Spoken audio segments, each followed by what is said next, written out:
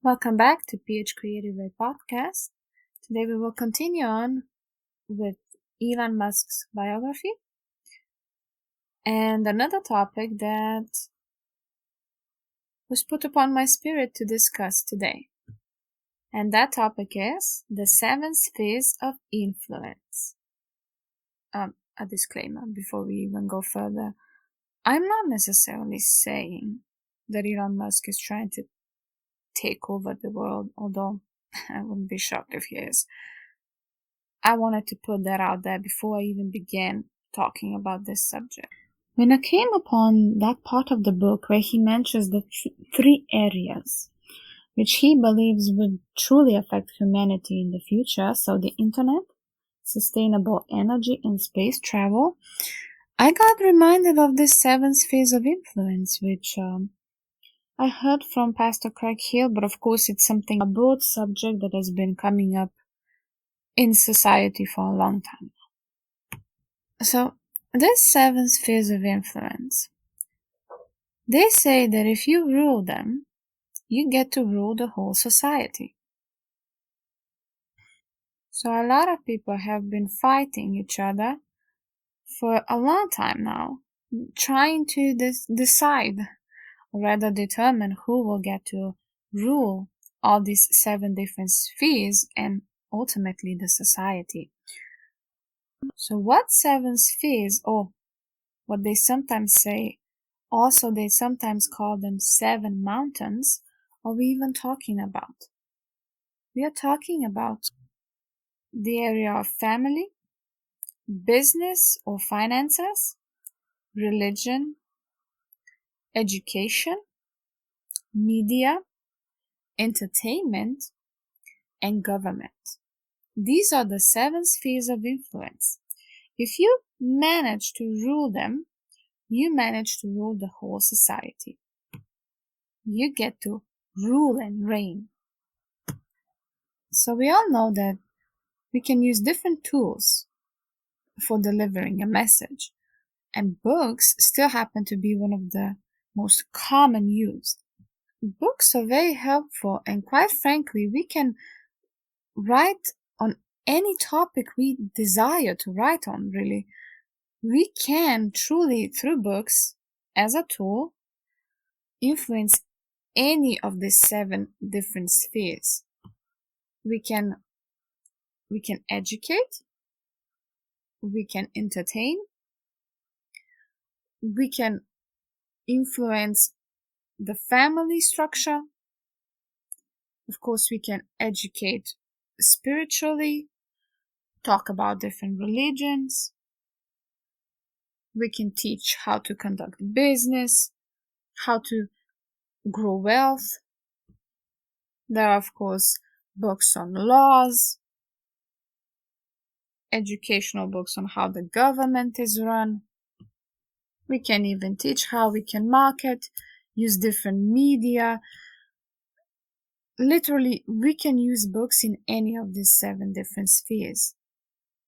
Though some scoff at books lately, especially when everything is going digital, but I think they're gonna stay. I don't think we're ever gonna see the end of books. Actually, considering that Amazon, the largest retailer, still has books as their number 1 category, is a good sign that books are here to stay. And you know which book actually happens to continue to be the most sold one?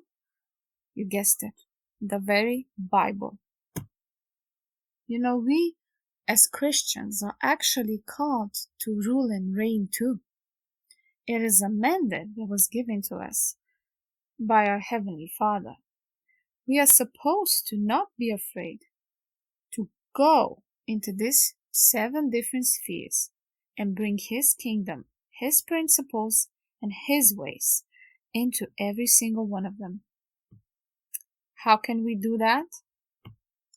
Well, upon contemplating that, I got reminded that in high school I happened to notice a quote. Come to the dark side. We have cookies. right? Back then I wasn't Christian, and that thing actually made me laugh. Ever since I have become Christian, though, it isn't really that funny anymore. So nowadays, I like to flip it. I say instead, come to the light. We have cookies, right? That's what we are supposed to do in every single one of these spheres. For instance, another example that Craig here likes to mention is money. Money was actually not created by God. It's created by men. And so it's actually governed by the spirit of mammon, not by God. It is our responsibility to use it in a godly way, in a godly manner. So what does Pastor Craig here advise us to do? Simple. The spirit of mammon, right, would like for us to use money to be greedy, stingy, to do all sorts of evil with it, to promote evil things and stuff like that. So what do we do instead? We flip it, right?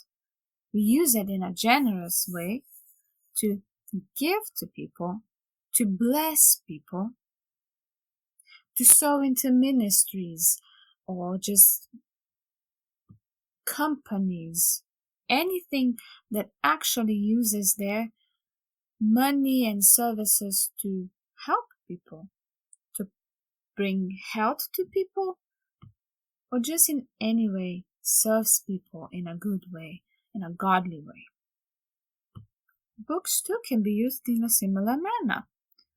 We can bring the kingdom of the Most High onto the bookshelves. A lot of books that are out there have personally helped me a lot when it comes to healing. They have brought a lot of revelation, clarity regarding things that have been happening in my life. Then there's the other segment, or rather the other side. We can use books or even other type of publications to let our voices be heard, to let our stories be heard. You know, our stories matter. You never know who they might touch, who they might inspire to keep on going. I think the world is hungry for the good Father, and our testimonies of experiencing Him as our good Father who healed us, delivered us, set us free, or provided for us in time of need. This world is hungry, and we are the ones who should guide them to the shepherd who shall feed them, bring them to the still waters and the green pastures. That is all for today. If you want to check out more on Phcreativeway blog, you can click the link in the description. Until next time, Shalom.